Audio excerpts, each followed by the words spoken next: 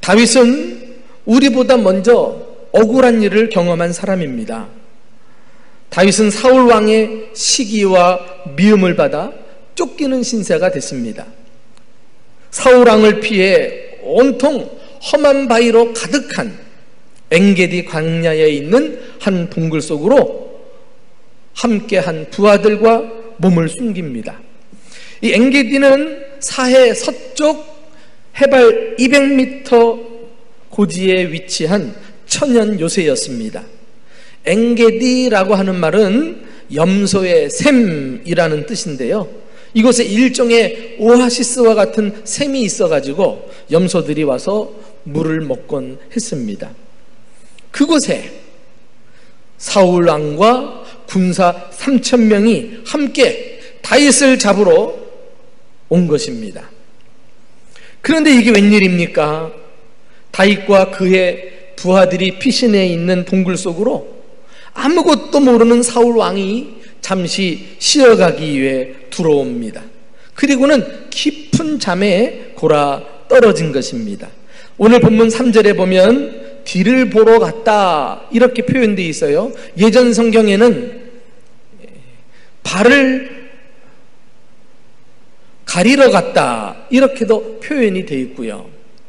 그런데 이 뒤를 보러 갔다, 발을 가리러 갔다라는 히브리 언어는 두 가지 의미로 해석할 수 있습니다. 용변을 보러 가는 것하고 잠을 자는 것하고 이렇게 해석할 수가 있는데, 당시 정황으로 보면 사울 왕이 그 뜨거운 광야의 열기를 이기지 못하고 피곤에 지쳐서 잠을 청하고 쉬러 들어간 거예요. 이 얼마나 좋은 기회입니까? 다윗에게 자신의 목숨을 노리는 사울 왕을 죽일 수 있는 절호의 찬스가 찾아온 것입니다. 이제 그는 사울 왕을 피해서 더 이상 달아나지 않아도 됩니다. 하나님이 마치 다윗에게 이 억울함을 풀 수 있는 기회를 준 것만 같았습니다. 그러나 이 순간 다윗이 보여준 태도는 여느 사람들이 억울할 때 해결했던 방법하고 달라요. 우리 또한 억울한 일을 당했을 때 어떻게 대처해야 하는지 이 다윗을 보면서 교훈을 받고자 합니다. 첫째 방법은 다윗은 하나님의 때를 기다렸다는 거예요. 자, 이와 관련해서 우리 4절 말씀을 함께 읽어보실까요? 가정에서 예배하는 여러분들은 큰 소리로 읽어주셔도 될 것입니다. 자, 시작. 다윗의 사람들이 이르되 보소서, 여호와께서 당신에게 이르시기를 내가 원수를 내 손에 넘기리니 내 생각에 좋은 대로 그에게 행하라 하시더니 이것이 그날이니이다 하니 다윗이 일어나서 사울의 겉옷자락을 가만히 베니라. 부하들은 다윗에게 오늘이 원수를 갚는 바로 그날입니다 이렇게 지금 말하고 있어요. 많은 사람들이 기회가 왔을 때 놓치지 말고 그 기회를 잡으라고 말합니다. 그래서 돈만 벌 수 있다면, 출세할 수만 있다면, 인기를 얻고 명예를 얻을 수만 있다면 사람들은 어떤 수단, 방법도 가리지 않습니다. 그러나 다윗은 자신의 성공을 위해서 사울 왕의 목숨을 빼앗는 것으로 그 기회를 사용하지 않았습니다. 목적이 선하면 반드시 방법도 선해야 하는 것입니다. 그러기 위해서 우리는 때때로 인내할 필요가 있습니다. 하나님은 자기 때가 아닌 하나님의 때를 기다림으로 당면한 문제를 풀어갈 줄 알았습니다. 조금 전에 읽었던 말씀에서 이 다윗의 부하들이 원수를 갚을 수 있는 날이 바로 지금입니다 라고 말했을 때 다윗은 어떻게 했죠? 사울을 죽이지 않고 그의 겉옷자락을 가만히 베었다고 했어요. 이 다윗이 사울의 겉옷자락을 가만히 베었다는 것은 그를 죽여서 원수를 갚을 기회를 스스로 포기한 것을 말합니다. 심지어 다윗은 옷자락을 베는 것조차도 양심의 가책을 느꼈을 정도였으니까요. 마음에 찔렸다 그랬어요. 5절 말씀 보니까 이렇게 다윗은 자신의 힘으로 원수 갚는 것을 포기하고 하나님께 맡깁니다. 당시 부하들은 바로 지금이 기회라고 부추겼지만 다윗은 하나님의 일하심을 믿고 하나님의 때를 기다리는 이 편을 선택했던 것입니다. 제가 이 말씀 준비하면서 성경 구절 하나가 떠오르는데요, 여러분들 마음에 새겨드리고 싶어요. 잠언 20장 22절 말씀 다 같이 읽어볼까요? 시작. 너는 악을 갚겠다 하지 말고 여호와를 기다리라. 그가 너를 구원하리라. 그가 너를 구원하리라. 할렐루야. 하나님은 우리에게 원수 갚는 것을 맡기지 않으셨어요. 그것은 하나님이 행하실 일입니다. 그러므로 기다리고 기다리는 가운데 하나님께서 역사해 주실 것입니다. 사랑하는 교우 여러분, 신앙생활이 무엇입니까? 신앙생활을 한다는 것은 내 시간에서 하나님의 시간 속으로 들어가는 거예요. 여기에 인내가 필요합니다. 하나님께서 계획하신 때가 있기 때문에 그래요. 그러므로 살면서 억울한 일을 만나도 하나님이 그 일을 풀어주실 때까지 내 편에서 어떻게 해결해 보려고 애를 쓰기보다도 기다리는 믿음이 필요한 것입니다. 이것을 보면 우리 예수님께서도요, 하나님의 때를 기다리며 사신 지혜로운 분이셨어요. 예수님이 이 땅에 오셔서 제일 먼저 행하신 기적 무엇인지 아시죠? 가나 혼인 잔치집에 가서 물로 포도주를 만드신 사건입니다. 얼마나 놀라운 기적입니까? 그럼에도 불구하고 예수님의 어머니가 간청을 했을 때 예수님이 뭐라고 말씀하셨죠? 요한복음 2장 4절에 예수께서 이르시되 여자여 나와 무슨 상관이 있나이까? 내 때가 아직 이르지 아니하였나이다. 예수님은 기적을 일으켜 자기 명예를, 자기 인기를 얻을 수 있는 절호의 기회인데도 불구하고 그것에 연연하지 않고 주님의 때를 기다릴 줄 알았다니까. 그때가 언제입니까? 지금 기적을 행하는 것보다도 더 중요한 십자가의 죽음을 통해서 구원을 이루실 때를 바라보고 살아셨어요. 그 정해진 때를 위해 고난을 받아도 인내하시고, 모함을 받아도 인내하시고, 억울한 일을 당해도 인내하시면서 하나님의 때를 기다렸습니다. 사랑하는 교회 여러분, 이 기다림의 은혜, 그리하여 우리가 하나님이 역사하심을 보는 이 놀라운 축복을 삶 가운데 경험하는 저와 여러분이 될 수 있기를 주님의 이름으로 축원합니다. 두 번째 방법은 다윗은 억울한 일을 당할 때 하나님 말씀에 순종했다는 거예요. 자신의 기회를 포기하고 사울 왕을 살려준 것은 사람의 말보다요 하나님의 말씀을 들었기 때문에 가능했어요. 자, 우리 한번 이와 관련해서 6절 말씀을 다 같이 읽어보실까요? 시작. 자기 사람에게 이르되 내가 손을 들어 여호와의 기름 부음을 받는 내 주를 치는 것은 여호와께서 금하시는 것이니 이는 여호와의 기름 부음을 받은 자가 됨이니라. 다윗이 사울을 죽이지 않았던 결정적인 이유가 무엇입니까? 이는 여호와께서 금하시는 것이니. 다윗은 하나님의 뜻이 무엇인지 알았어요. 여호와의 기름 부음을 받은 왕을 죽이는 것은 하나님이 금하시는 것임을 알고 있었습니다. 이렇게 다윗은 하나님의 말씀과 하나님의 뜻을 기준으로 문제를 풀어간 사람이었습니다. 우리 또한 힘들고 억울한 일을 당할수록 하나님의 말씀에 귀를 기울이는 것이 지혜라는 사실을 기억하십시오. 본문에는 놀라운 표현이 나옵니다. 다윗은 사울을 부를 때 내 주라고 호칭을 했어요. 이것을 보면 다윗은 마지못해서 억지로 사울 왕을 살려준 것이 아니라 진정으로 사울을 존경했음을 보여줍니다. 그것뿐만 아니에요. 8절에 보면은 사울이 이제 푹 쉰 다음에 궁궐에서 나갑니다. 무슨 일이 일어났는지도 모르고 말이죠. 그러니까 다윗도 이제 뒤따라 나가서 저 멀찍이 가고 있는 사울 왕에게 외쳐 불러요. 내 주 왕이여. 여기서도 주라고 부릅니다. 사울이 돌아보아요. 그때 다윗이 땅에 엎드려 절하고. 이 표현이 왜 이렇게 감동스러울까요? 이번에는 땅에 엎드려 사울에게 절까지 하지 않습니까? 왜 그랬을까요? 하나님이 기름 부어 세우신다니까 마음을 다해서 존경을 표한 거예요.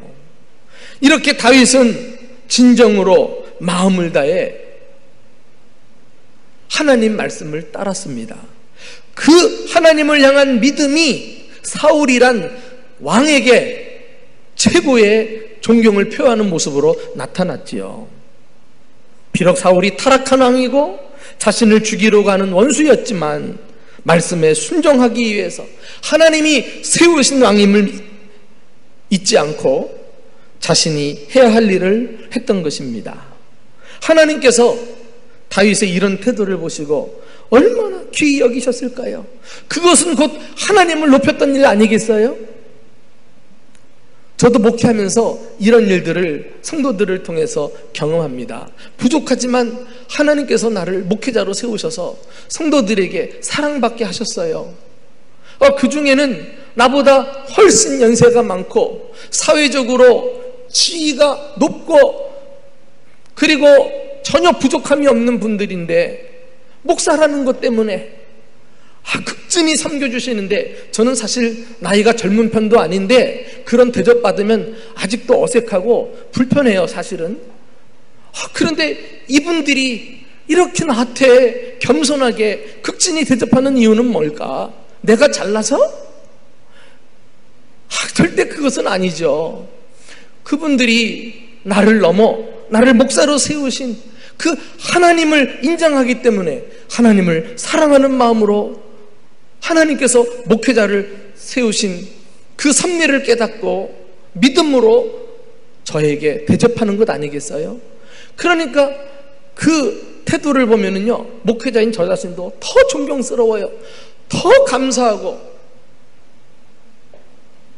여러분, 우리도 서로 한 공동체를 이루어 살면서 눈에 보이는 사람, 그 사람의 외적인 조건만 가지고 대해서는 안 되겠어요. 그 배후에 하나님이 계심을 믿고 하나님을 사랑하고 하나님의 권위를 인정하고 하나님에 대한 믿음을 가지고 모든 사람들을 존중하게 여기고 사랑으로 대한다면 정말 교회들마다 지상 천국이 될 줄로 믿습니다. 이것은 믿음입니다. 꼭 목회자뿐만 아니라 서로 모든 사람들에게 배후에 하나님을 보고 사랑으로 대해 주어야 할 것입니다. 다윗처럼 우리도 억울한 일을 당했을 때 주변 사람들의 말보다 하나님의 뜻이 무엇인가에 더 관심을 집중합시다.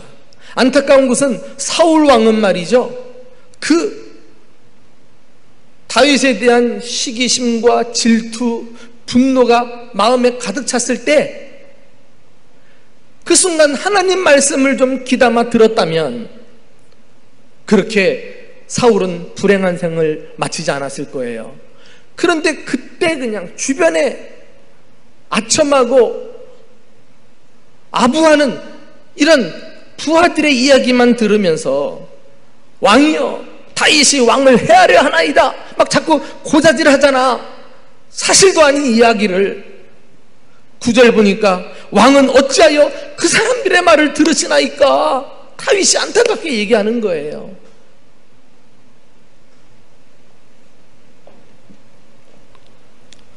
하나님의 말씀이라면 손해가 나더라도 마음을 다해서 순종해 보세요.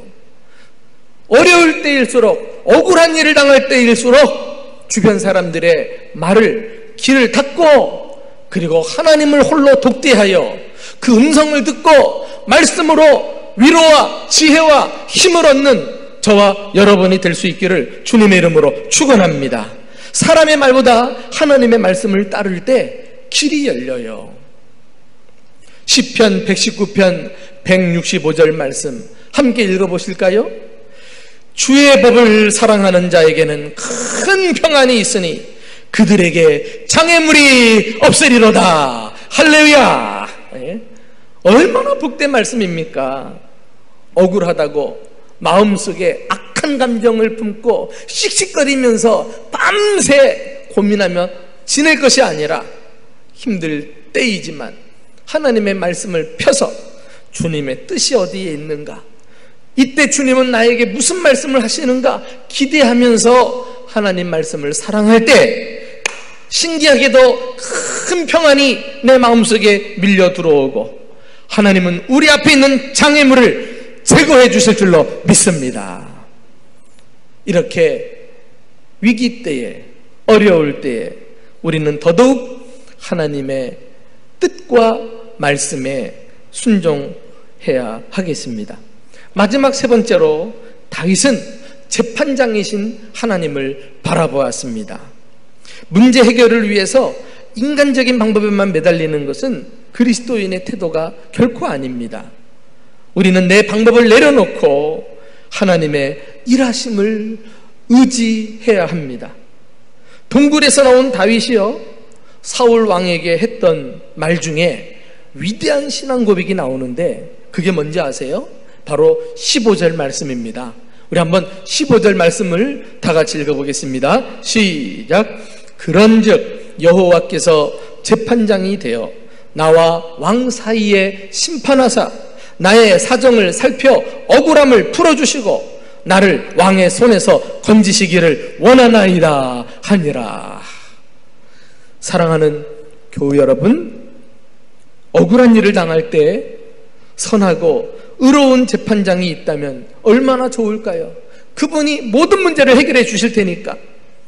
그런데 하나님이 바로 우리의 재판장이란 사실을 아십니까? 이것이 바로 다윗의 신앙이었어요. 다윗은 자신의 억울함을 재판장이신 하나님께 맡겼습니다. 그리고 그 재판장이신 하나님께서 다윗을 위해 어떤 일을 해주셨는지 조금 전에 살펴봤던 다윗의 신앙 고백을 한번 자세히 보시기 바랍니다. 먼저 재판장이신 하나님은 다윗과 왕 사이에서 심판해 주신다 그랬어요. 사람의 판결은 잘못될 수 있지만은 하나님의 심판은 옳고 완전하고 틀림이 없는 심판이 아니겠어요? 또 나의 사정을 살펴 억울함을 풀어주신다 그랬어요. 사람은 우리 사정을 헤아릴 수 없습니다. 그리고 문제 전반에 대해서 옳게 판단하기가 어려워요. 그러나 하나님은 내 속사정까지도 마음까지도 살피시면서 문제의 처음과 끝까지 다 꿰뚫어 보시고 하나님이 내 편에서 일하시게 됩니다. 그리고 나를 왕의 손에서 건지시기를 원하나이다. 이것을 보면은 재판장이신 하나님께서 결국 구원해 주신다는 거 아닙니까? 후에 성경의 기록을 보면 다윗이 믿은 대로 하나님께서 사울을 왕위에서 폐위시키십니다. 심판하신 거예요. 그리고 다윗을 높이사 이스라엘 왕으로 세우십니다. 구원하신 거 아니겠어요?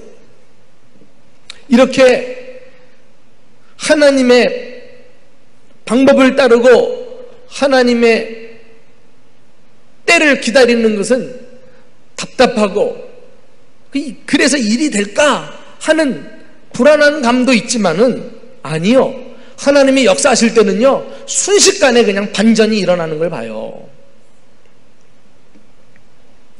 우리도 다윗과 같은 신앙을 가지고 비록 억울한 일을 당해도 하나님의 공의롭고 선하신 판단과 구원을 바라보고 승리할 수 있기를 예수님의 이름으로 축원합니다. 다윗은요, 바로 이 신앙을 가지고 억울한 일을 당할 때마다 난간을 헤쳐갔어요. 앞서 말씀드린 이 원리들은 아주 다윗의 체질이 돼가지고 이 원리 하나하나를 대입해 나가면서 거뜬히 이겨나갔다니까요. 예를 들어 볼까요?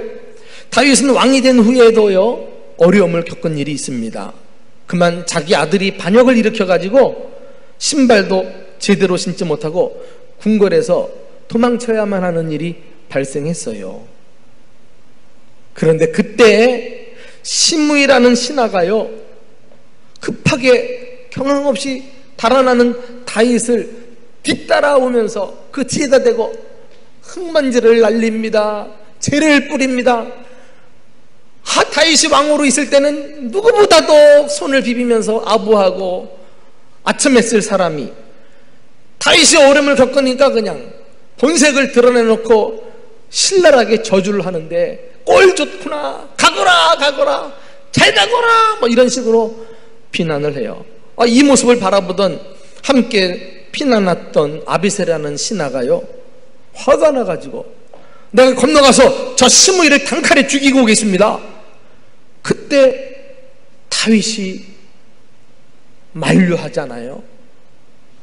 왜요? 그는 그 순간을 어떻게 풀어야 하는지를 이미 알고 있었어요. 그리고는 그때 한 말이 있습니다. 사무엘하 16장 12절.